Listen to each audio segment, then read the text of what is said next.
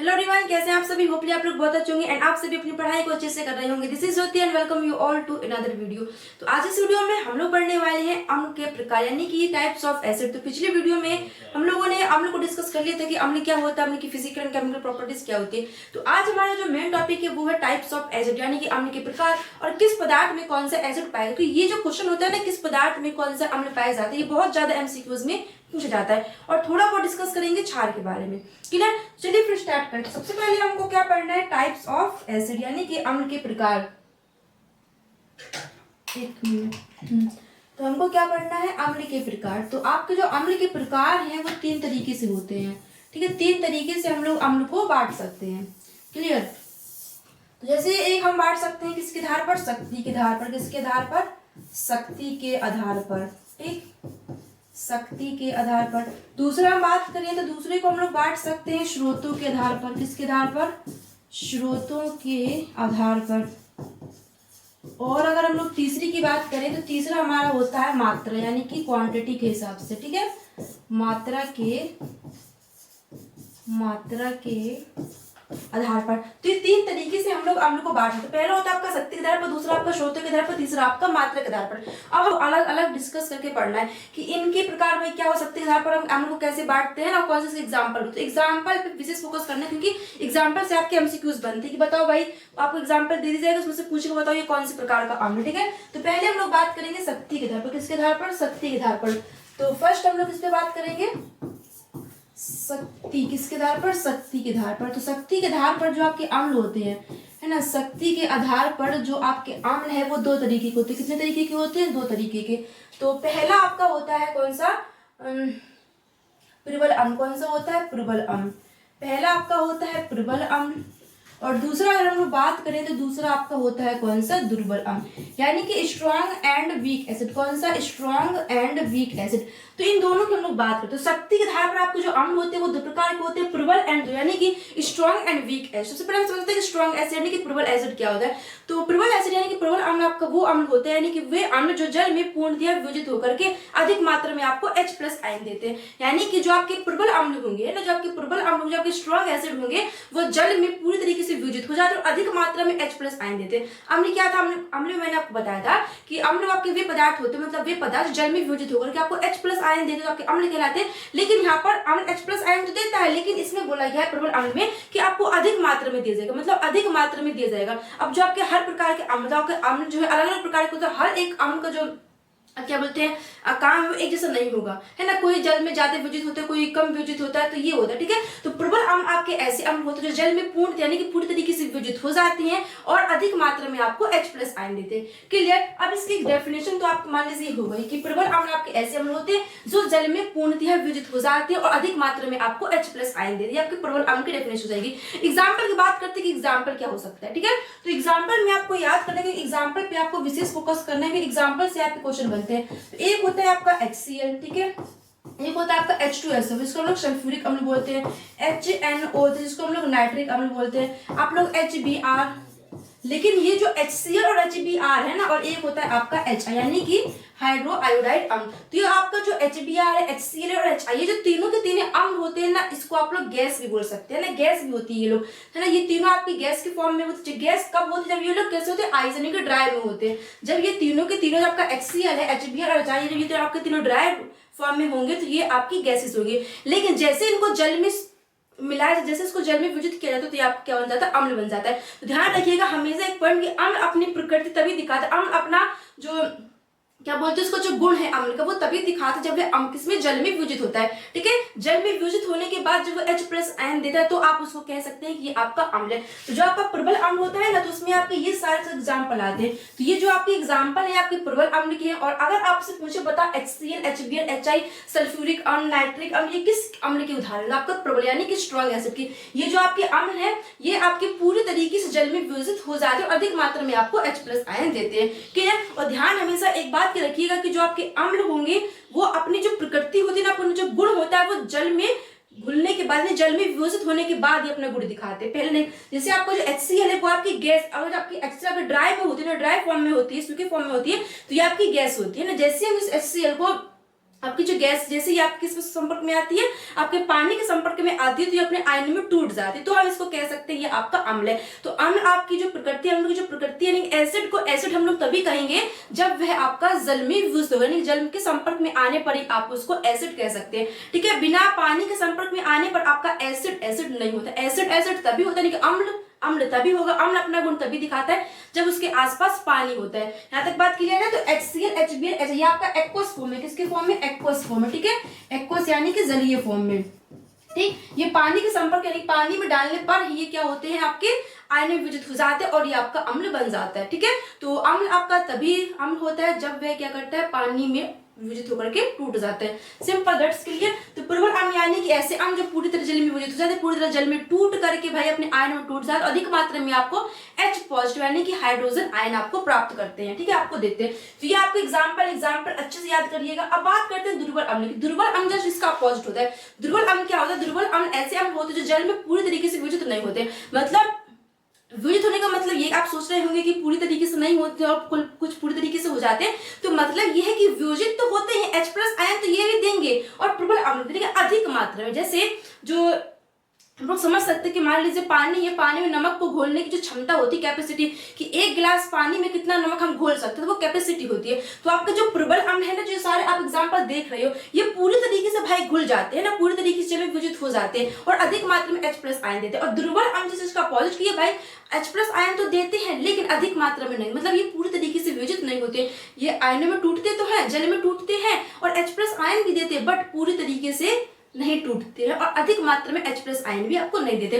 तो दुर्बल अम्ल की डेफिनेशन अगर लिखने के लिए बोला, जैसे डेफिनेशन नहीं पूछते, एग्जांपल से आपके एमसीक्यूज बनते हैं, फिर भी याद कर लीजिएगा। दुर्बल अम्ल ऐसे अम्ल होते हैं कि वे अम्ल जो जल में पूरी तरीके से विभजित नहीं होते हैं और अम्ल और जो क्या बोलते हैं, अधिक मात्रा में आपको H प्लस आयन भी नहीं देते। तो वे अम्ल जल में पूरी तरीके से विभजित नहीं होते हैं और अधिक मात्रा में H प्लस आयन भी नहीं देते, आपके दुर्बल अम्ल कहलाते हैं। सिंपल, जस्ट इसका अपोजिट, प्रबल यानी स्ट्रॉन्ग, दुर्बल यानी कि वीक। ठीक है, तो प्रबल अम्ल पूरी तरीके से विभजित होते हैं, दुर्बल अम्ल बहुत ही कम तरीके से यानी कि पूरी तरीके से विभजित नहीं होते हैं। ये आपके अधिक मात्रा में H प्लस आयन देते हैं और ये दुर्बल अम्ल आपकी कम मात्रा में H प्लस आयन। जब आपका कोई भी ऐसा पदार्थ जिसको आपको पता नहीं कि अम्ल है या फिर क्षार है ना, तो क्या करिए आप उसको जल में उसको विभजित कर दीजिए। अगर वो आपको H प्लस आयन है, जब कोई पदार्थ आपका H प्लस आयन देगा जल में विभजित होने के बाद, दैट इज क्लियर कि वो आपका अम्ल है। तो H प्लस आयन जो होता है ना, उससे आपका फाइन होता है कि ये आपका अम्ल है। ठीक है, तो जो आपका अम्ल की प्रकृति होती है कि एसिड एसिड तभी होता है जब जल में विभजित होगा और आपको H प्लस आयन देगा। ध्यान रखिए। अब इसके हम लोग एग्जाम्पल की बात करें तो इसके एग्जाम्पल आपके क्या हो जाएंगे, आप लोगों ने CH3 C डबल O जिसको हम लोग एसिटिक एसिड बोलते हैं। ठीक, नेक्स्ट हम लोग बात करें HCOOH जिसको हम लोग क्या बोलते हैं, फॉर्मिक एसिड बोलते हैं। ठीक, H2CO3 जिसको हम लोग कार्बोनिक एसिड बोलते हैं। ठीक, H3PO4 जिसको हम लोग क्या बोलते हैं, फॉस्फोरिक अम्ल बोलते हैं। और नेक्स्ट होता है H3PO4 जिसको हम लोग बोरिक एसिड बोलते हैं। ठीक है, तो 2 2 4 2 5, ठीक है, 3 2 5, तो ये 5 आपके एग्जाम्पल है। ठीक, और इतने जो आपके एग्जाम्पल दिख रहे हैं, इतने से आपके एमसीक्यूज बन सकते हैं। इसके अलावा इसके अदर कोई एग्जाम्पल आपको नहीं देखने को मिलेंगे आपके एनसीईआरटी बुक्स के अकॉर्डिंग। ठीक है, और जो भी आपका एग्जाम पेपर बनता है वो आपके एनसीईआरटी के अकॉर्डिंग बनता है। ठीक है, मतलब एनसीईआरटी को लेकर ही चलते हैं वो लोग।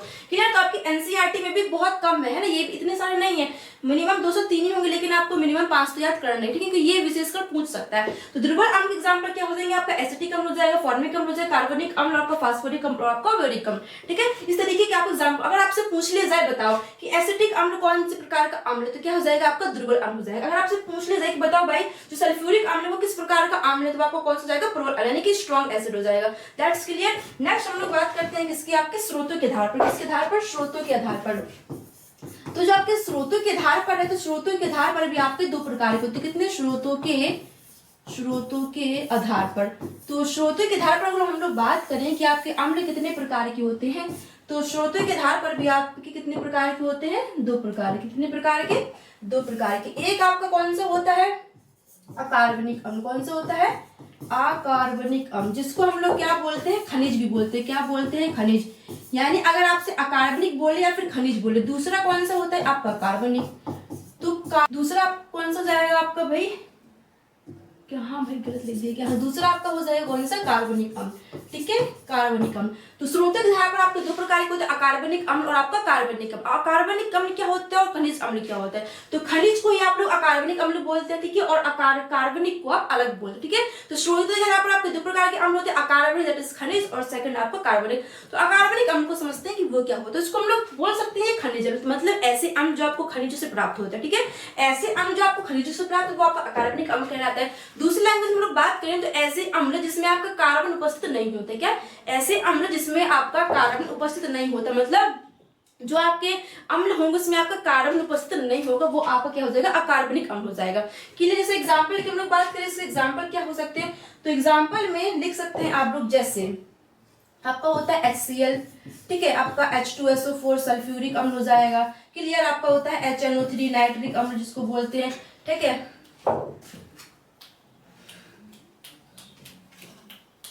ठीक, H3PO4 जिसको आप लोग क्या बोलते हैं, फॉस्फोरिक अम्ल बोलते हैं। H3BO4 जिसको आप लोग बोरिक अम्ल बोलते हैं, ठीक है। तो ये 5 तरीके के आपके एग्जाम्पल होते हैं, ठीक है। ये आपको मिनिमम होते तो और भी, लेकिन आपको इतने ही याद करने, बिकॉज इतने से आपको फंस जाएगा, इससे आगे नहीं, मिनिमम बहुत ही, ठीक है, ठीक है। तो अकार्बनिक मतलब क्या होता है कि आपको उसमें कहीं भी कार्बन देखने को मिल रहा है, HCl, ये आपका एक्वस फॉर्म है, किसमें आपका एक्वस फॉर्म है, तो C आपका कार्बन नहीं है, Cl आपका क्लोरीन है, ठीक है, कार्बन आपका ये नहीं है। तो ये हाइड्रोक्लोरिक अम्ल और फॉस्फोरिक अम्ल, बोरिक अम्ल, सल्फ्यूरिक अम्ल और आपका नाइट्रिक अम्ल, ये आपको होता है अकार्बनिक अम्ल, ये आपको खनिजों से प्राप्त होते हैं। क्लियर।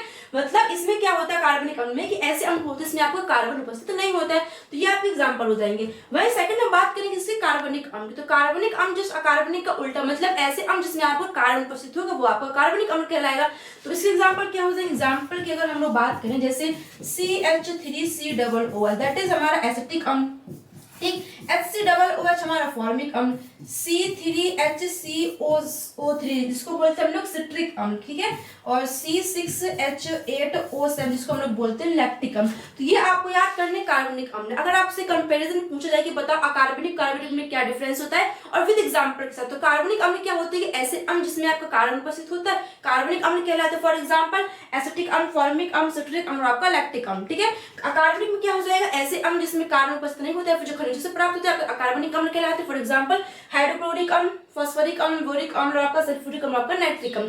That's clear. अब ध्यान दीजिएगा, यहाँ पर आपको कुछ एग्जांपल जो दिख रहे हैं, जैसे HCl हो गया, H2SO4 हो गया, है ना, HNO3 हो गया। तो पीछे अगर आप लोग देखें तो HCl है, H2SO4, HNO3, ये आपका प्रबल अम्ल भी है। तो यहाँ पे क्या आपको ऐसा लग रहा है कि क्या अकार्बनिक अम्ल प्रबल अम्ल के जैसा होता है? और जैसे एसिड कार्बनिक अम्ल की बात हो, CH3COOH, ये आपका किसमें है, देखिए भाई सब, क्या हो गया ये, ये इसमें देखिए जो आपके दुर्बल अम्ल है वो कहीं ना कहीं आप किससे मैच कर रहे हैं, कार्बनिक अम्ल से मैच करें। तो एक नोट पॉइंट इसमें लिखिएगा, ठीक है, एक नोट पॉइंट लिखिएगा कि अधिकांश, क्या लिखिएगा आप लोग, अधिकांश, ठीक है, अधिकांश की बात हो रही है, ठीक। नोट में लिखिएगा, नोट में क्या लिखिएगा आप लोग, एक मिनट, कि अधिकांश, क्या लिखिएगा, अधिकांश, कि अधिकांश खनिज अम्ल, कौन से अधिकांश, आपके अकार्बनिक अम्ल यानी खनिज अम्ल, ठीक है, अधिकांश खनिज अम्ल प्रबल अम्ल होते, क्या होते हैं, प्रबल अम्ल होते हैं, परंतु, परंतु यानी कि लेकिन, ठीक है, परंतु सभी नहीं, सभी नहीं।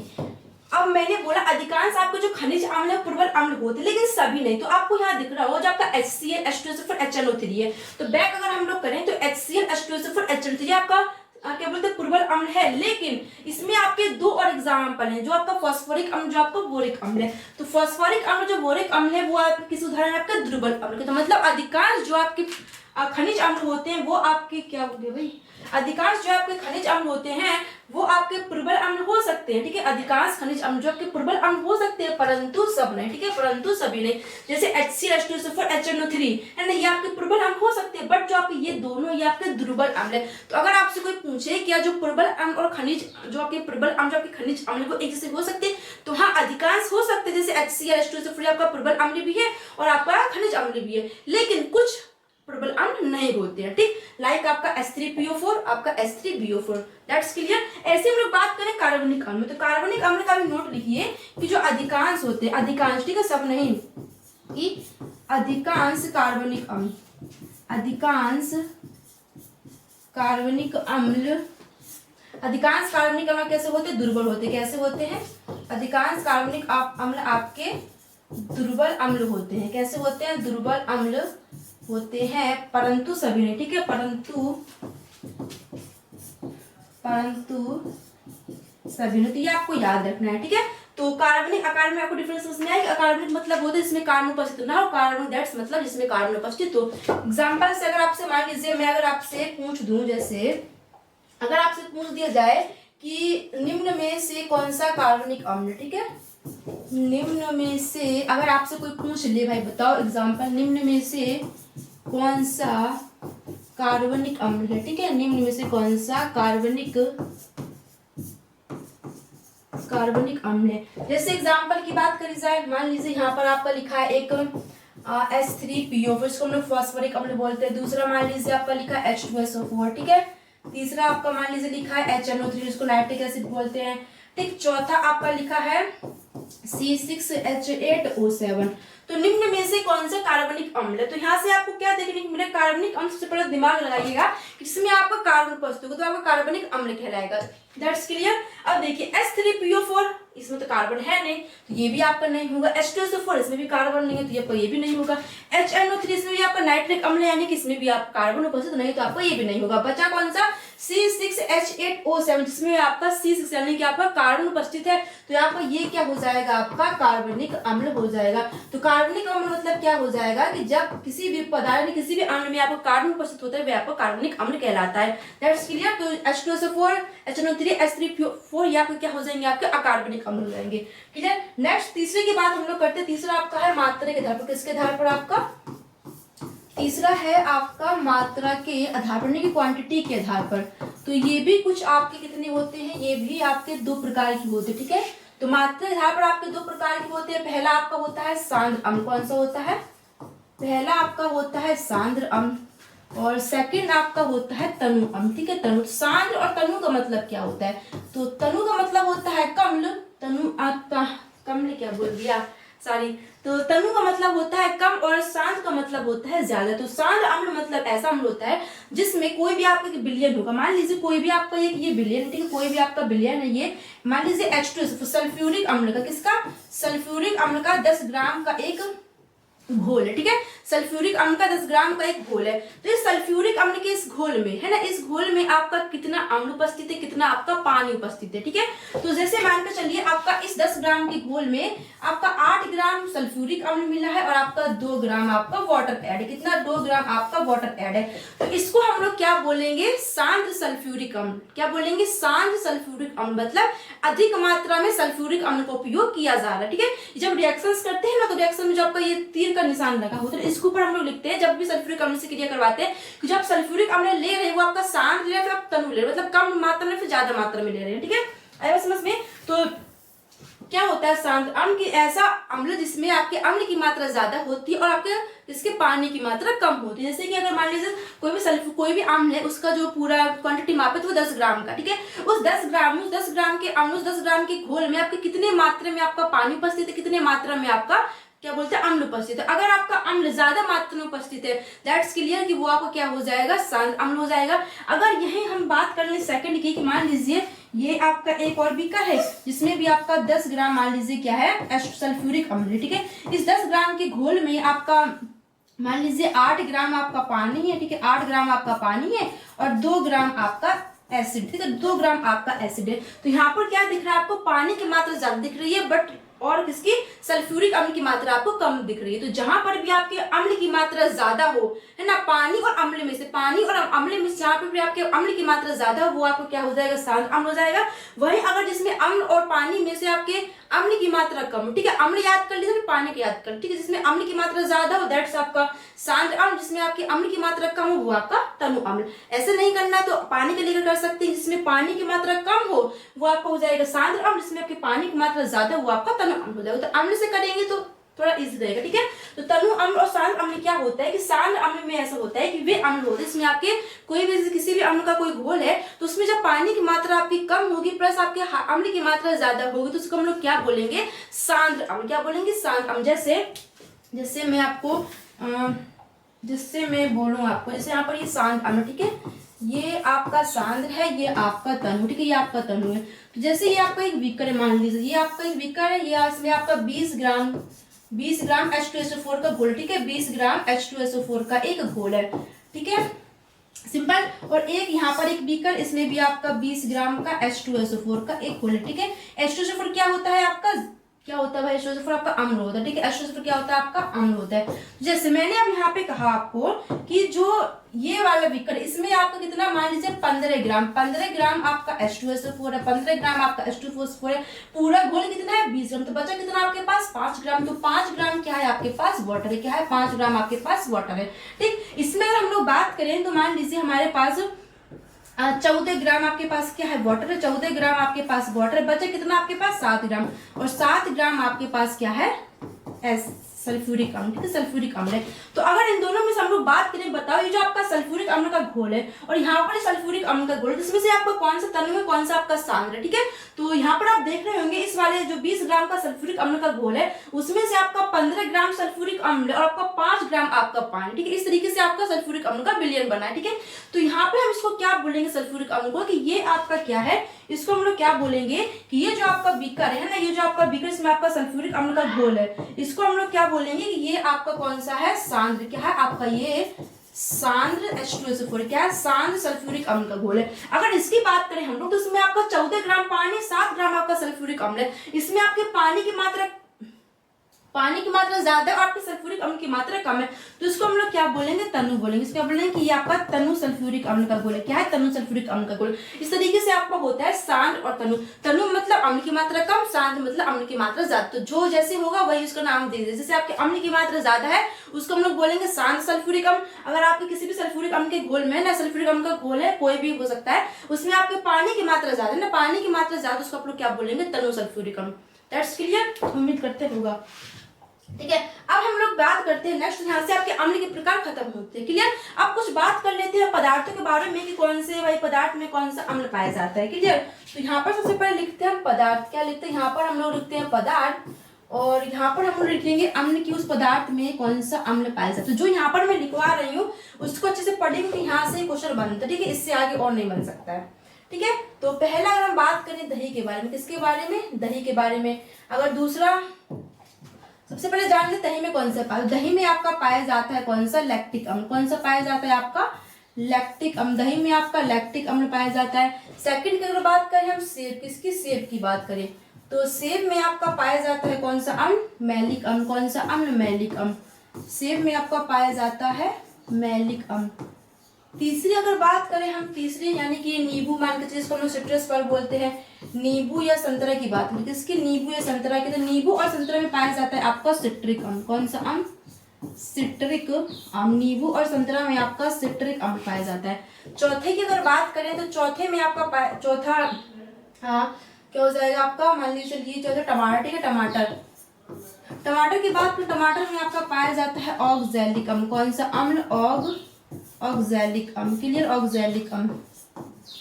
विटामिन सी की बात करें, किसकी, विटामिन सी की, तो विटामिन सी जिसमें भी पाया जाता है ना, विटामिन सी जिसमें पाया जाता है उसमें आपका कौन सा होता है, विटामिन सी, ठीक है, विटामिन सी, उसमें आपका पाया जाता है एस्कॉर्बिक अम्ल। कौन सा अम्ल, एस्कॉर्बिक अम्ल, ठीक है। कितने हो गए, 1 2 3 4 5। अगर हम लोग चाय की बात करें, किसकी, चाय, तो चाय में आपका पाया जाता है टैनिक अम्ल। कौन सा, चाय में आपका पाया जाता है टैनिक अम्ल, ठीक। अब हम बात करें किसकी, सिरका, किसकी बात करें, सिरका, जिसका यूज हम किसमें करते हैं, अचार वगैरह में, ठीक है, अचार हो गया या फिर जो सॉस वगैरह बनाते, ठीक है, सिरका, किसका, सिरका। तो सिरका यानी इसको विनेगर ही बोलते हैं, उसमें आप क्या पाया जाता है, सिट्रिक अम्ल, CH3COOH, C3COOH। कितने हो गए आपके, 7 हो गए। हम बात करें अपने पेट में, किसमें, पेट में, या जो हमारा अमाशय होता है, ठीक है, अमाशय बोल सकते हैं, इसमें आपका कौन सा पार्ट, अमाशय में आपका HCl। कौन सा, HCl, ठीक है। और बैक्टीरियो में, किसमें, आपका बैक्टीरियो में, आपका बैक्टीरियो में जो होता है, ठीक है, बैटरी आप लोग जानते होंगे, तो बैटरी में कौन सा पाया जाता है आपका H2SO4। कौन सा पाया जाता है, H2SO4, जिसको हम लोग क्या बोलते हैं, सल्फ्यूरिक एसिड। यहाँ तक क्लियर हुआ। तो बैटरी में आपका सल्फ्यूरिक अम्ल पाया जाता है। और नेक्स्ट हम लोग बात करें किसकी, नेक्स्ट अगर हम बात करें, आप लोग उसको जानते होंगे भाई, मधुमक्खी जो होती है, क्या होती है, जो मधुमक्खी, मधुमक्खी को आप जानते होंगे, ठीक है, मधुमक्खी, मधुमक्खी का डंक है ना, मधुमक्खी का डंक, या जो आपकी रेड चींटी होती है, कौन सी, जो आपकी रेड चींटी होती है, ठीक है, रेड चींटी, इसमें आपका कौन सा पाया जाता है, फॉर्मिक अम्ल, HCOOH। तो जो काली चींटी होती है ना, काली चींटी में नहीं, काली चींटी तो भाई बहुत सीधी सी होती है भाई, वो बोलती है कि तुम लोग जाओ भाई, जाने दो, हम कुछ नहीं बिगाड़ सकते तुम्हारे, है ना। लेकिन जो लाल चींटी होती है वो बहुत ज्यादा चतुर होती है ना, बहुत चालाक होती है, वो डंक मार देती है, सूझ जाता है, ठीक है। आप लोगों ने देखा होगा चींटी ने कभी आपको काटा या फिर जो मधुमक्खी होती है वो काटती है तो जलन पैदा होती है, प्लस वहां पे क्या बोलते हैं, सूजन से आना, स्वेलिंग से आ जाती है। तो वो क्यों आती है, क्योंकि उसके डंक में, जब वो काटे उसके डंक में आपका फॉर्मिक एसिड पर, क्या आपके फॉर्मिक एसिड पाया जाता है उसके डंक में, ठीक है। तो ये आपको बेसिकली याद रखना है, ठीक है। इतना आप लोग याद कर लीजिए, कौन से पदार्थ में कौन सा अम्ल पाया जाता है, ये इतने में से पूछ सकता है। एक और ये होता है भाई आपका, एक और याद कर लीजिएगा, इमली में, कौन सा, इमली में, ये तो भूल ही गए थे भाई। इमली में आपका पाया जाता है टार्टरिक अम्ल, कौन सा, टार्टरिक अम्ल, इमली में आपका पाया जाता है टार्टरिक अम्ल। तो ये आपको बेसिकली 11 है, तो ये आपको याद करना, इसी में से आपकी क्वेश्चन बन सकता है, ठीक है, इतने में से पूछ सकता है, ओके। तो ये आपको इतना याद करना, ओके। तो यहाँ से आपका अम्ल का जो टॉपिक है वो यहाँ से खत्म होता है। और अब थोड़ा एक नोट पॉइंट लिखिएगा, अगर आपसे पूछ लिया जाए कि अम्लों का राजा किसे कहा जाता है, किसका, अम्लों का राजा, ठीक है, अम्लों का भाई राजा होता है, ठीक है। तो अम्लों का राजा किसे कहा जाता है, तो अम्लों का जो राजा है वो कहा जाता है आपके सल्फ्यूरिक अम्ल को, किसको, सल्फ्यूरिक अम्ल को, ठीक है। अम्लों का राजा किसको कहा जाता है, सल्फ्यूरिक अम्ल को, क्लियर।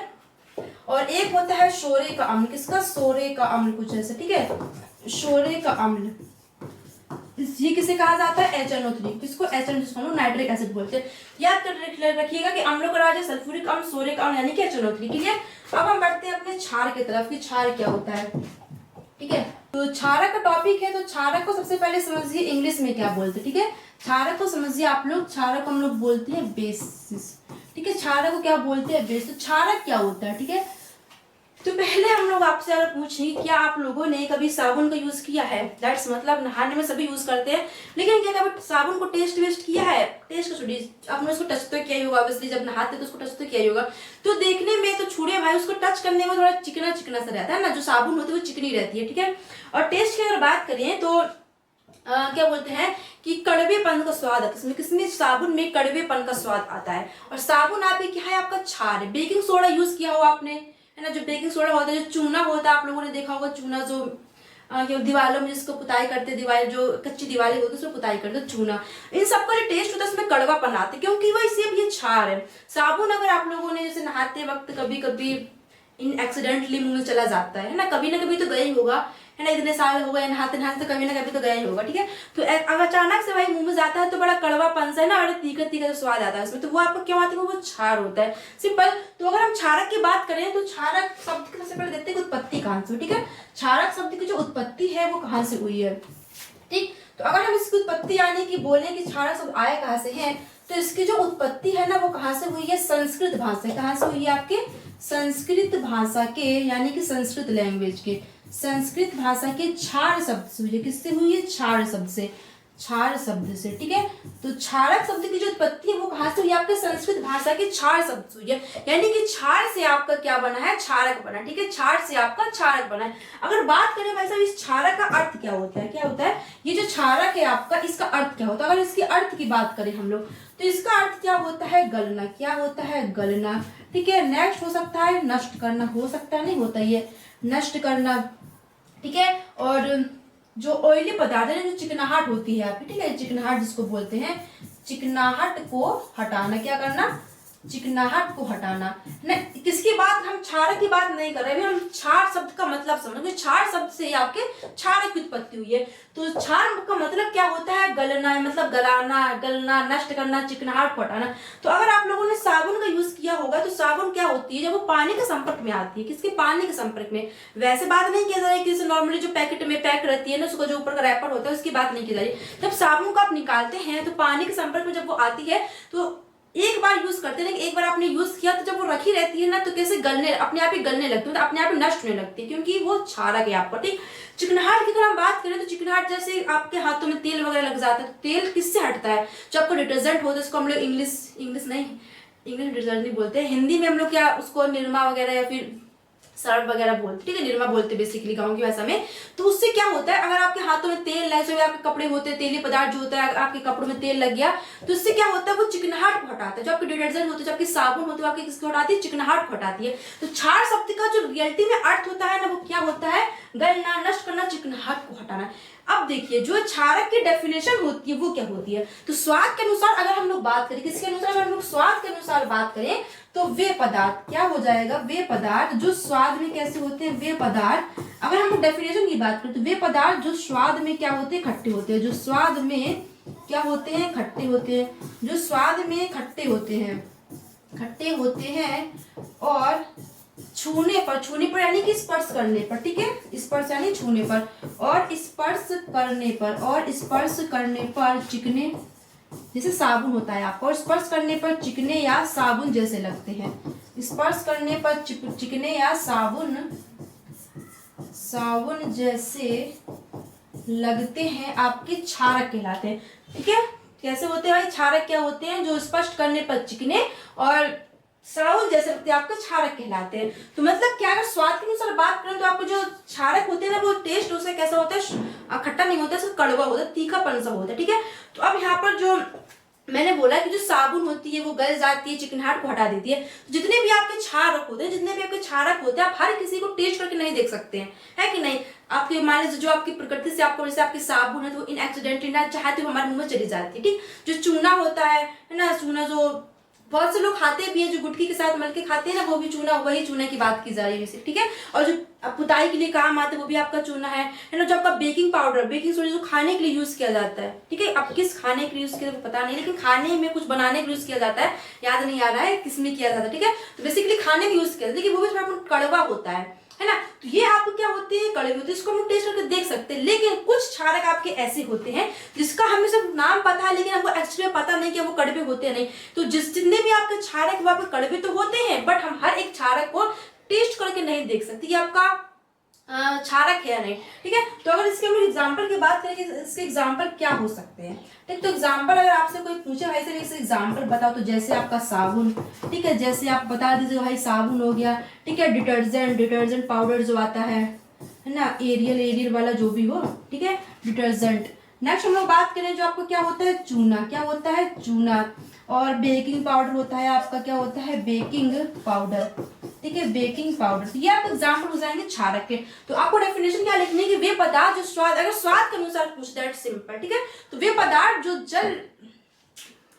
जो स्वाद में कैसे होते हैं, कड़वे होते हैं, छूने पर, स्पर्श करने पर चिकने या फिर साबुन जैसे लगता है। जैसे आपका साबुन हो गया है ना, बेकिंग सोडा हो गया, चूना हो गया, और आपका डिटर्जेंट हो गया। ठीक है, ये आपके क्षारक के क्या हो जाएंगे, एग्जाम्पल हो जाएंगे। अब अगर हम लोग साइंटिफिक रीजन से इसकी डेफिनेशन की बात करें तो ये आपके स्वाद के अनुसार हो जाएगी। लेकिन हम हर एक चीज को स्वाद के अनुसार नहीं चेक कर सकते हैं ना कि भाई ये है नहीं, वो हमारे लिए खतरनाक हो सकता है।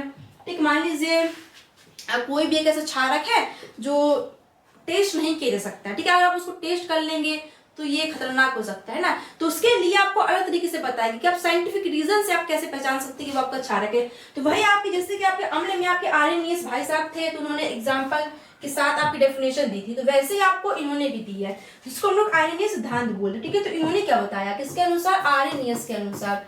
किसके अनुसार भाई साहब, आर्यनियस के अनुसार। तो ये क्या बोलते हैं कि वे पदार्थ, इन्होंने क्या बताया कि इसको पहले मैं लिखती थी, उसके बाद आपको समझाऊंगा। ठीक है, कि वे पदार्थ जो जल में वियोजित होकर के, जो जल में वियोजित होकर OH निगेटिव, कौन सा OH निगेटिव, या जल से क्रिया करके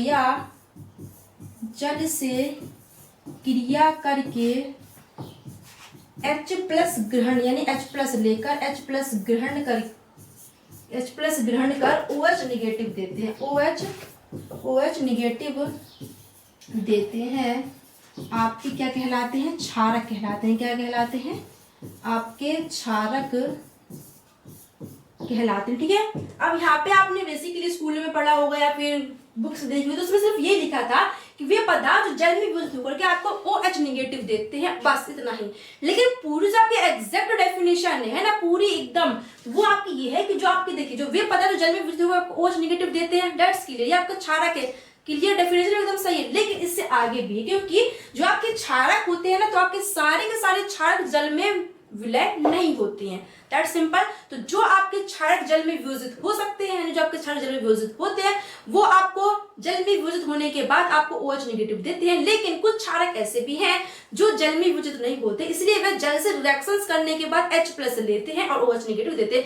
OH नेगेटिव तो दोनों ही देते हैं ना, जल से में जब वो वियोजित होंगे तो आपको OH नेगेटिव देंगे, और जब वे जल से रिएक्शंस करेंगे तब वे आपको OH नेगेटिव देंगे। तो इन दोनों केस में आपके क्षारक होते हैं, ठीक है। अगर हम लोग सिर्फ यही डेफिनेशन ले रहे हैं कि वे पदार्थ जल में वियोजित होकर ओनली आपको OH नेगेटिव देते हैं, तो ये एकदम क्लियर है। लेकिन कुछ क्षारक आपके रह जाएंगे, तो सारे के सारे जो क्षारक होते हैं वो आपके जल में विलय नहीं होते, इसलिए आपको दोनों डेफिनेशन लिखना एकदम जरूरी है, क्लियर। क्योंकि जो अधिकांश क्षारक वो जल में वियोजित होते हैं, तो उसके लिए तो OH नेगेटिव देते हैं, दैट्स क्लियर, इज राइट। लेकिन कुछ क्षारक आपको जल में वियोजित नहीं होते, इसलिए वे जल से रिएक्शंस करने के बाद H+ को लेते हैं और OH नेगेटिव को देते हैं। जैसे एग्जांपल की बात करें हम लोग, एग्जांपल की आपका NaOH, क्या आपका NaOH है, ठीक है। आपका KOH हो गया, CaOH का होल ट्वाइज, जिसको हम लोग क्या बोलते हैं, सोडियम हाइड्राइड और पोटेशियम हाइड्राइड और कैल्शियम हाइड्रोक्साइड, ठीक। ये आपको क्या होते हैं, क्षारक होते हैं। तो ये आपके जो 3 क्षारक आप देख रहे हैं ना, ये आपके क्या होते हैं, जल में विलय, यानी कि ये जल में वियोजित होकर के अपने आयन में टूट जाते हैं। और डेफिनेशन क्या कहती है कि वे पदार्थ, यानी कि वे पदार्थ जो जल में वियोजित होकर के आपको OH नेगेटिव देते हैं। तो OH नेगेटिव ये देंगे क्योंकि इनके पास ऑक्सीजन है, सिंपल सी बात है। कुछ देना है, मतलब कुछ देना तो उसके पास होना भी चाहिए। हम मान लीजिए हमको 10 रुपए किसी को 10 रुपए देने के लिए ये होने भी तो चाहिए, लेकिन मेरे पास 10 रुपए है तो कोई अंदाजा नहीं लगा सकता है कि मैं दे ही दूंगा उसको, है ना। मतलब मैं भाई दानवीर हूँ, ऐसा नहीं है ना। मान लीजिए मेरे पास करोड़ों की संपत्ति है नहीं, भगवान चाहे, ठीक है नहीं। मान लीजिए मेरे पास करोड़ों की संपत्ति है, तो इसे सबको पता भाई करोड़ों की संपत्ति है, लेकिन संपत्ति होने से कोई मुझको ये थोड़ी बोल देगा कि भाई साहब मेरे पास इतनी संपत्ति तो मैं सबको दान करते तो मैं दानवीर हो जाऊंगी, नहीं। वो तो तभी पता चलेगा ना जब मैं दान उसको करूंगी, है कि नहीं। तो सेम रीजन वही है कि NaOH, KOH और COH का होल ट्वाइज, जैसे भाई NaOH दैट सिंपल कि आपका OH लगा है तो आपको OH नेगेटिव दे देगा। इसको हम लोग करके देख लेते हैं। जैसे इसको हमने विजिट किया, जैसे आपका NaOH है, ठीक है। तो OH निकलने के लिए आपका OH होना चाहिए, ठीक है। OH निकलने के लिए आपका OH होना चाहिए। अब हमको करवा के देखना है कि क्या OH निकल रहा है कि नहीं, क्योंकि हर एक पदार्थ आपका जल में OH नेगेटिव नहीं दे सकता है, सिंपल। तो देने के लिए पर इतना याद रखिए कि देने के लिए आपके पास होना भी चाहिए, ठीक है। देने के लिए होना चाहिए, तो OH आपको देना है तो मतलब OH आपके पास है। इसको हम लोग जल में डालेंगे, इसको हम लोग जल में वियोजित करेंगे, तो क्या होगा, ये जल में जब वियोजित होगा तो आपका अलग अलग आयन में टूट जाएगा। तो आपका Na पॉजिटिव यानी कि सोडियम पॉजिटिव प्लस आपका OH नेगेटिव। यहाँ पर आप क्या देखेंगे, आपका OH नेगेटिव निकल रहा है, यानी कि OH नेगेटिव आपको मिल रहा है, तो आपको क्या हो जाएगा, क्षारक हो जाएगा। KOH की बात करें आप, पोटेशियम हाइड्राइड की हाइड्रोक्साइड KOH की बात करें, तो अगर इसको आप जल में वियोजित करोगे तो आपका ये K पॉजिटिव प्लस आपका OH नेगेटिव, दैट सिंपल कि ये भी आपका क्षारक है, ठीक है। मतलब OH निकालने के लिए OH होना चाहिए। CaOH की बात करें हम लोग, CaOH की, इसको हमने जल में वियोजित किया, तो आपका Ca2 पॉजिटिव प्लस आपको क्या हो जाएगा, OH नेगेटिव। OH आपके कितने हैं, 2, ठीक है। तो 2 OH नेगेटिव निकल जाएंगे, तो दैट्स क्लियर कि ये आपके क्या हो जाएंगे, क्षारक हो जाएंगे। तो मतलब वे पदार्थ जल में वियोजित होकर के आपको OH नेगेटिव देते हैं, वो आपका क्षारक कहलाता है, ठीक है।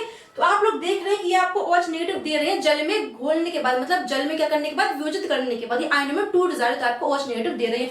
लेकिन कुछ क्षारक आपके ऐसे भी हैं जिसको हम लोग देख के पता नहीं लगा सकते कि वो आपका क्षारक है। बेसिक अगर हम बात करें तो नॉर्मल किताबें पढ़ रहे हैं, तो हम लोग लैब में तो नहीं कुछ कर सकते, है ना। अगर हम यहाँ पर वही पढ़ ही रहे हैं तो नॉर्मली हम देख के पता लगा सकते हैं। जैसे NaOH, KOH, आपका COH, नॉर्मली OH है आपका, इसमें तो मतलब ये आपका क्षारक है, क्योंकि ये आपका जल में वियोजित होगा तो आपको OH नेगेटिव देगा। लेकिन कुछ क्षारक आपके ऐसे भी हैं, जैसे मैं अगर बात करूं यहाँ पर आप देखिएगा कि कुछ क्षारक आपके ऐसे, जैसे अगर मैं पूछूं भाई NH3, कौन सा NH3, जिसको हम अमोनिया बोलते हैं, ठीक। CH3 और NH, C2H5NH, जिसको हम लोग मैथिल एमाइन बोलते हैं। तो क्या आप इसको देख के बता सकते हैं कि आपका क्षारक है या नहीं, लेकिन ये तो क्षारक, क्योंकि क्षारक की पहचान क्या है कि उसमें भाई OH देने के लिए OH होना चाहिए, ठीक है। OH यहाँ पर आप देख रहे हैं कि NaOH, KOH, COH का होल ट्वाइज, यानी कि उसमें OH तो है, मैक्सिमम OH तो है। अब जल में वो रिएक्शंस करने के बाद अगर दे देगा तो मतलब आपका जैसे ये है, ऐसा समझिए कि अगर आपको पता लगाना है कोई पदार्थ अगर वो क्षारक है नहीं, सबसे पहले काम क्या हमको ये देखना है क्या उस पदार्थ में आपका OH है। तो थोड़ा बहुत हमारा जो काम था वो आसान, मतलब 100 में से आपका 50% काम ये देखकर हो गया कि उसमें OH, क्योंकि OH निकालने के लिए OH होना भी चाहिए, ठीक है, दैट्स क्लियर। तो आपका आधा काम क्लियर हो कि भाई साहब इसमें OH मतलब क्षारक हो सकता है। अब क्षारक हो सकता है तो मतलब इसको हमने जल में विभाजित किया, और जल में विभाजित होने के बाद अगर ये OH आयनों में टूट रहा है तो हम कहेंगे क्षारक है, ठीक है। तो 50% देखकर पता लगाते कि OH है तो मतलब क्षारक हो सकता है, और पूरा का पूरा 50 हम इससे पता लगाते कि वो जल में विभाजित होने के बाद OH नेगेटिव दे रहा है, मतलब ये कुछ क्षारक आपके जल में विभाजित होने के बाद ये आपको बताते हैं कि भाई साहब हम क्षारक हैं, दैट सिंपल। लेकिन ये आप देख रहे हैं 3 एग्जाम्पल, इसको अमोनिया, मेथिल एमाइन और एथिल एमाइन बोलते हैं। तो क्या ये आपको क्षारक या नहीं? ये भी आपके क्षारक है, लेकिन इसमें तो कहीं आपको OH नेगेटिव नहीं निकलेगा, क्योंकि OH नेगेटिव निकालने के लिए आपके पास H तो मान लीजिए है, H मान लीजिए निकाल देंगे, O तो है ही नहीं, तो O है ही नहीं तो कहाँ से निकाल देंगे, नहीं निकालेंगे। लेकिन ये भी आपका क्षारक है, ठीक है। तो क्यों है? क्योंकि एग्जाम्पल से हम समझते हो, डेफिनेशन से भी समझते हैं कि आपको जो वे पदार्थ है, यानी क्षारक आपके 2 तरीके के होते हैं, क्षारक आपके 2 तरीके के होते हैं। एक होते हैं जो जल में विभाजित हो जाते हैं, जो जल में विभाजित होते हैं वो डायरेक्ट आपको क्या देते हैं, जल में विभाजित होने के बाद आपको OH नेगेटिव दे देते हैं। लेकिन एक क्षारक ऐसे होते हैं, कुछ आपके क्षारक ऐसे होते हैं जो जल में विभाजित नहीं होते, बल्कि वो जल से रिएक्शंस करते हैं और रिएक्शन करने पर आपको H+ वो ले लेते हैं और OH नेगेटिव आपको दे देते हैं, ठीक। तो OH नेगेटिव दोनों केस में देता है, OH नेगेटिव तो देगा ही देगा, क्योंकि OH नेगेटिव नहीं देगा तो आपको पता नहीं चलेगा क्षारक। क्षारक की पहचान ही होती है OH नेगेटिव को देना, ठीक। क्षारक की पहचान क्या होती है? OH नेगेटिव देना। तो क्षारक आपके कितने होते हैं? 2 प्रकार के होते हैं। एक होता है आपका जल में घुलनशील, जो जल में घुल जाते, जल में जो विभाजित हो जाते हैं। तो जो जल में विभाजित होते हैं वो आपको डायरेक्ट जल में विभाजित होकर के आपको OH नेगेटिव दे देते हैं, और जो दूसरा होता है जल में विभाजित नहीं होते वो क्या करते हैं, जल से रिएक्शंस करते हैं, उसके बाद H+ को ले लेते और OH नेगेटिव को दे देते हैं। तो ध्यान रखिएगा 2 प्रकार के क्षारक होते हैं। सिर्फ ये कहना एकदम सही नहीं, हाई लेवल तक ठीक है, इंटर तक ठीक है, क्या बोलते हैं हाई स्कूल तक भी ठीक है, लेकिन पूरा कॉन्सेप्ट क्लियर होना चाहिए। अगर आपसे पूछ लीजिए, मान लीजिए चलिए बताओ ये एथिल एमाइन क्या है, ये क्या आपका क्षारक है? नहीं, तो आप तो पढ़े रहे थे कि भाई साहब OH निकलता है, OH तो भाई इसमें है ही नहीं, H तो लेकिन O तो है, तो भैया आपका क्षारक होगा ही नहीं, लेकिन ये भी क्षारक है, ठीक। तो आप ध्यान रखिएगा कि क्षारक आपके 2 तरीके के होते हैं। आपका एक होता है जल में घुलनशील, जो डायरेक्ट आपको घुल करके OH नेगेटिव देते हैं, और एक होता है आपका जल में अघुलनशील, जो आपके जल से रिएक्शन करने के बाद आपको OH नेगेटिव देते हैं। तो इसकी रिएक्शन हम लोग समझ सकते हैं, जैसे कैसे हो सकता है। तो इसके बाद करें NH3 की, ठीक है, इसको हम लोग अमोनिया बोलते हैं। तो आपका NH3 है, इसके बाद हमने रिएक्शन करवाई H2, इसके जल से आपकी रिएक्शन करवाई, ये क्या करेगा, H+ को लेगा, ठीक है, H+ को ले लेगा और OH नेगेटिव को दे देगा। तो यहाँ पर आपको क्या है, NH3 है, यहाँ से इसने एक H को क्या कर लिया, ले लिया, यहाँ से यहाँ पर कितने H, आपको 2 H, इसने यहाँ से एक H को ले लिया, तो यहाँ पर आपका H3 थे, जब इसने एक H को और ले लिया तो कितने H हो गए, आपके 4 H हो गए, ठीक है। तो यहाँ पर क्या बन जाएगा, आपका NH4 बन जाएगा, ठीक है, NH4 बन जाएगा। बचा कितना, यहाँ से जब ऐसे एक H निकलकर यहाँ पे आ गया तो यहाँ पर कितना H बचा, सिर्फ एक H बचा, एक H बचा कि नहीं बचा, ठीक। तो ये एक H बचा और यहाँ पर आपका HO है, तो मतलब आपका HO है, ठीक है, HO आपका बचा, तो इसको आप क्या लिख सकते हैं, OH लिख सकते हैं। तो प्लस आपका क्या निकल जाएगा, OH नेगेटिव निकल जाएगा। तो क्या आपको दिख रहा है कि आपको OH नेगेटिव दे रहा है, नहीं, तो यहाँ पर भी आपको OH नेगेटिव दे रहा है, लेकिन जल में ये अघुलनशील, इसलिए जल से रिएक्शंस करने के बाद H को लेता है, OH को दे देता है, दैट्स क्लियर। नेक्स्ट की बात करें हम CH3, किसकी, CH3 की हम लोग बात करें, ऐसे हम लोग CH3NH2 की बात, जिसको हम लोग क्या बोलते हैं, मेथिल एमाइन बोलते हैं। इसके हमने रिएक्शंस करी H2 से, मैंने इसके हमने रिएक्शंस करी हाइड्रोजन ऑक्सीजन, यानी कि जल, ठीक है।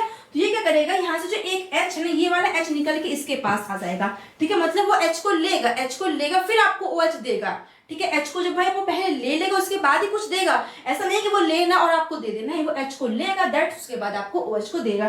तो यहाँ से आपके पास कितने H है, 2 H, यहाँ से एक H निकल कर यहाँ पे आ गया, तो यहाँ पर आपके NH2 थे, एक यहाँ से आ गया तो कितने हुए आपके NH3 हो जाएंगे। तो आपको क्या बन जाएगा, CH3 और NH3 प्लस कितना हो जाएगा, OH नेगेटिव आपका निकल जाएगा, दैट्स सिंपल। तो ये भी आपको OH नेगेटिव दे रहा है। तो यहाँ से आपको क्या बात पता चलती है कि क्षारक आपके 2 प्रकार के होते हैं, ठीक है। पूरा कॉन्सेप्ट क्लियर करके पढ़िएगा, क्लियर, क्योंकि आगे चल के आपका जो लेवल है वो बढ़ना ही है, घटना नहीं है, ठीक है। तो क्षारक आपके 2 प्रकार के होते हैं, ठीक है। तो डेफिनेशन से अगर बात करें तो वे पदार्थ जो स्वाद में कड़वे होते हैं, तीखे होते हैं और स्पर्श करने पर चिकने या फिर साबुन के जैसे होते हैं। आर्यनस के अनुसार हम लोग बोले तो वे पदार्थ जो जल में विभाजित होकर के OH नेगेटिव देते हैं, या जो जल से क्रिया करके आपको H+ लेते और OH नेगेटिव आपको देते। क्षारक आपको 2 प्रकार के होते हैं, एक होता है जल में घुलनशील, जल में जो घुलनशील पदार्थ होते हैं ना वो क्या होते हैं, आपको डायरेक्ट जल में घुल करके OH नेगेटिव देते हैं। लेकिन जो आपके जल में अघुलनशील मतलब जो जल में नहीं घुलते वो आपके क्या करते हैं, जल से रिएक्शंस करने के बाद H+ को लेते OH नेगेटिव को देते हैं। तो क्षारक आपको 2 तरीके के ध्यान रखिएगा, ठीक है, ये भी आपके क्षारक है। तो बेसिकली याद कर सकते हैं कि लास्ट में NH2 लगा, यानी कि लास्ट में आपको क्या हो, एमिन समूह, ठीक है, इसको एमिन बोलते हैं, दैट्स क्लियर। तो आप लोग पहचान सकते हैं कि ये भी आपके क्या है, क्षारक है। एमीन आप देखेंगे लास्ट में NH2 लगा है ना, फिर कहीं भी NH3 दिख रहा है तो आपका ये क्षारक ही है।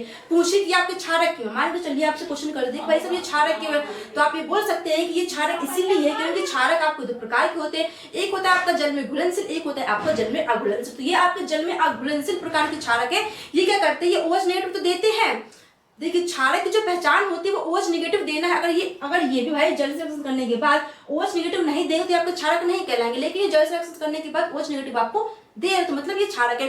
तो क्या हो जाएगा रिजल्ट कि ये अघुलनशील क्षारक है, और ये जल से रिएक्शन करने के बाद H+ को ले लेते और OH नेगेटिव को दे देते हैं। और क्षारक का मतलब यही होता है किसी भी पदार्थ को जल में घुलने पर, है ना, जल में घुलने पर या फिर जल से रिएक्शन करने के बाद अगर वो OH नेगेटिव दे रहा है, मतलब उसमें OH नेगेटिव है तो वो आपको क्या हो जाएगा, क्षारक हो जाएगा। सिंपल आई बात समझ में, तो ये होता है आपका क्षारक। ठीक है, उम्मीद करते समझ में आया होगा। इस एग्जांपल की बात कर लेते हैं हम लोग, जैसे C2H5 क्या है, C2H5NH2 है, इसको हमने जल में विभाजित किया तो यहाँ से आपका जो एक H निकल कर यहाँ जाएगा तो क्या हो जाएगा आपका C2H5NH3 हो जाएगा, प्लस आपका OH नेगेटिव आपका निकल जाएगा। ठीक है, तो OH नेगेटिव निकल रहा मतलब आपका क्षारक है। उम्मीद करते हैं यहाँ तक आपको बातें समझ में आई होंगी। अब हम बढ़ते हैं किसकी तरफ, इसके भौतिक गुण के बारे में। ठीक है, इसके जो भौतिक गुण की जो फिजिकल प्रॉपर्टीज है वो क्या होती है। सबसे पहले तो आपको पता ही होगा कि ये स्वाद में कैसे होते हैं। ये स्वाद में कैसे होते हैं, आपके कड़वे होते हैं। ठीक है, स्वाद में कैसे होते हैं, कड़वे, स्वाद में कड़वे होते हैं। ठीक, और छूने पर स्वाद में कड़वे होते हैं, और स्पर्श करने पर, और स्पर्श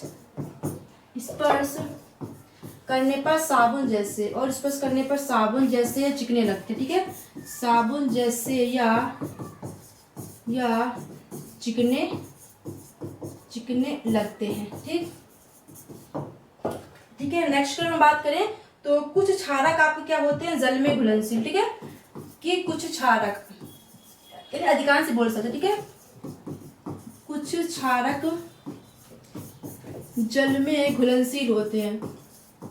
सब अगर आपसे कोई पूछ दे कि भाई क्या बताओ क्षारक आपके जल में घुलनशील होते हैं, तो हाँ और ना 50-50 में आंसर है, क्योंकि आपके अधिकांश क्षारक घुलनशील होते हैं, अधिकांश क्षारक आपके अघुलनशील होते हैं। तो जो आपके घुलनशील होते हैं वो डायरेक्ट घुल करके जल में क्या करते हैं, OH नेगेटिव दे देते हैं, और कुछ जो आपके अघुलनशील होते हैं वो क्या करते हैं, H2 से क्रिया रिएक्शन करने के बाद आपको OH नेगेटिव देते हैं। ठीक है, तो क्षारक आपके सबके सब जल में विलय नहीं होते। ठीक है, तो कुछ क्षारक जल में घुलनशील होते हैं और कुछ नहीं होते। ठीक है, और कुछ नहीं होते, यानी कि कुछ आपके अघुलनशील होते हैं। ठीक है, अगर इसके हम लोग pH मान की बात करें, इसके हम लोग pH मान की बात करें, pH मान क्या होता है उसको अभी हम लोग आगे नेक्स्ट टॉपिक में डिस्कस करेंगे। ठीक है, इसकी बात करें pH मान की, तो इसका जो pH मान है, इसका pH मान क्या होता है, 7 से अधिक। अधिक कितना, 14 तक। ठीक है, 7 से अधिक यानी कि 7 से 14। ठीक है, 7 से अधिक यानी कि कितना होता है, 14 मान। ठीक है, 14 तक ही होता है। pH इसके लिए आपका 0 से 14 तक। ठीक है, तो 7 से अधिक यानी कि 14 तक होता है। ठीक है, 14 अधिक 14 तक होता है। ठीक, अगर हम बात करें किसकी, लिटमस पेपर की, तो ये क्या करता है, जो आपका क्षारक है ये लाल लिटमस पेपर, इसको लाल लिटमस पेपर क्या होता है ये नेक्स्ट टॉपिक में डिस्कस करेंगे। ठीक है, लेकिन फिलहाल याद रखिए लाल लिटमस पेपर को क्या करते हैं, ये विशेष क्वेश्चन पूछा जाता है। ठीक है, तो लाल लिटमस पेपर को नीला कर दे। तो उम्मीद करते हैं आपको सारी चीजें क्लियर हुई होती है। ये आपके हो जाएंगे फिजिकल, है ना, तो आपके फिजिकल प्रॉपर्टीज हो जाएंगी, स्वाद में कैसे होते हैं। ठीक है, तो ये आपका जो क्षारक का टॉपिक था विशेषकर आपका हाफ कंप्लीट हो गया है, और यहीं पर अपनी क्लास को एंड करते हैं। तो उम्मीद करते हैं आपको हर एक चीज को अच्छे समझ में आएगा, और मैंने हर एक चीज को 2-3 बार आपको समझाया है, ताकि आपको कहीं भी कंफ्यूजन हो तो आपको कंफ्यूजन ना रहे, और वीडियो को देखते देखते ही आपका जो भी कंफ्यूजन होगा आपको एकदम दिमाग में सेट हो जाए। ठीक है, तो यहाँ तक अपनी क्लास को एंड करते हैं, मिलते हैं फिर ऐसी एक और नेक्स्ट वीडियो के साथ। और नेक्स्ट टॉपिक हमारा जो होगा वो होगा इसके जो फिजिकल होगा, हमारे केमिकल प्रॉपर्टीज क्या होती है ना, इसकी रिएक्शंस क्या हो सकती हैं, सिंपल। उसके बाद हम लोग बात करेंगे जो आपका इंडिकेटर्स होते हैं, सूचक क्या होते हैं, pH मान क्या होता है, pH स्केल क्या होता है, किसका मान कौन सा कब तक कैसे होता है। ठीक है, तो बाकी सारे डिटेल्स उसके अगले टॉपिक में डिस्कस करेंगे। ठीक है, तो चलिए फिर मिलते हैं ऐसे एक और नेक्स्ट वीडियो। तब तक सभी को thank you, all the best and take care.